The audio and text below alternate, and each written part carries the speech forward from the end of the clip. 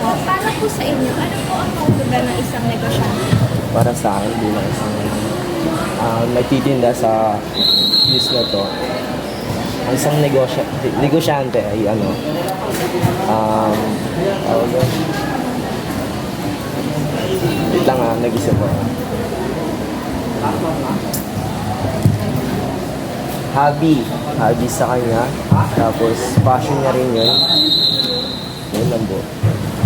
Next question po, ano ang nagtulak sa iyo upang maging isang negosyante? Siguro po pangarap, no? Impluwensya din po sa kaibigan. Yun po. Sunod po, anong mga katangian at kakayahan ang nakaambag sa iyong tagumpay bilang isang negosyante? Kagahan. Pakiulit nga po. Ano po yung skills na meron po kayo na nakatulong po sa inyo bilang isang negosyante? Sales talk po. Yun po. Next po, nakaharap ka ba ng mga hamon noong nagsisimula ka pa lamang sa iyong negosyo? Paano mo ito nalampasan? Madami. Pinakauna, mahihain ako. Yun.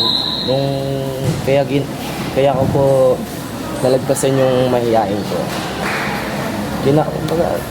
Nilabanan ko lang po. Next po, paano mo nagawang pamahalaan ang iyong negosyo habang ikaw ay may ibang trabaho?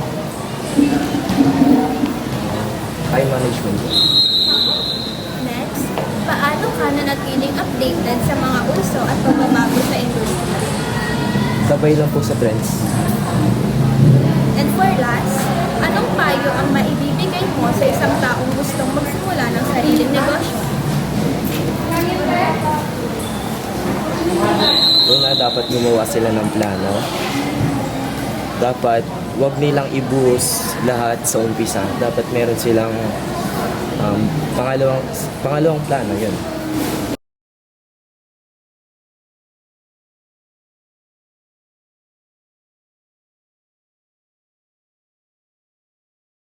Sa unang tanong po, para po sa inyo, ano po ang kahulugan ng pagiging isang negosyante? Isa yung itong paghahanap buhay para sa pamilya. Next po, ano ang nagtulak sa iyo upang maging isang negosyante? Mga kaibigan, Next, anong mga katangian at kakayahan ang nakaambag sa iyong tagumpay bilang isang negosyante? na maging isang mabuting tao sila. Next, nakaharap ka ba ng mga hamon noong nagsisimula ka pa lamang sa iyong negosyo? Paano mo ito nalampasan? Siyempre sa mga kakumpetensya natin, ganyan, kailangan magpursige para sa pamilya. Next, paano mo nagawang pamahalaan ang iyong negosyo habang ikaw ay may ibang trabaho?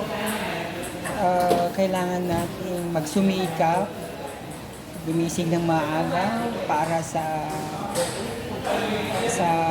negosyo, syempre. Next po, paano ka nanatiling updated sa mga uso at pagbabago sa industriya?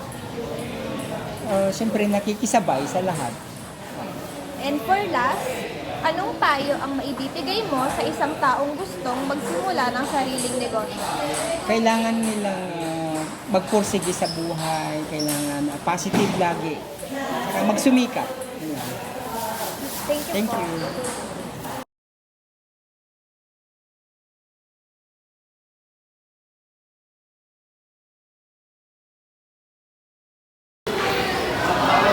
May 7 questions po. Okay. And ito po yung una.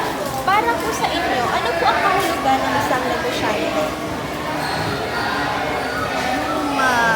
Negosyante ay yung naghahanap buhay para kumita.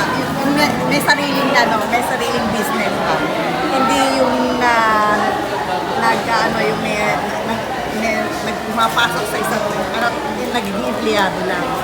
Ang negosyante, ikaw mismo ang nagna-manage ng sarili mong business. Next po, ano ang nagtulak sa iyo upang maging isang negosyante? Para sa anak ko, para sa pamilya ko. Kasi pagka naging empleyado ka lang, masyadong maliit ang kita eh. Tsaka hindi ko, at least sa ganito, hawak ko yung oras ko. Next po, anong mga katangian at kakayahan ang nakaambag sa iyong tagumpay bilang isang negosyante? May natapos ako, alam ko kung anong dapat kong gawin. Nag-ano rin ako na nagbabasa kung anong maganda, kung anong dapat. Yun, may kaalaman ka. Meron akong kaalaman. Next po, nakaharap ka ba ng mga hamon noong nagsisimula ka pa lamang sa iyong negosyo? Paano mo ito nalampasan? Ang maraming paghamon kasi ang mga bata dito sa school, hindi ko naman alam kung ano gusto nila kainin. So, trial and error ako. Pag hindi nag-work out isang item, tinitigil ko. Nag-introduce naman ako ng panibagong item hanggang sa makuha ko ano ang gusto ng mga bata. Next po, paano mo nagawang pamahalaan ang iyong negosyo habang ikaw ay may ibang trabaho?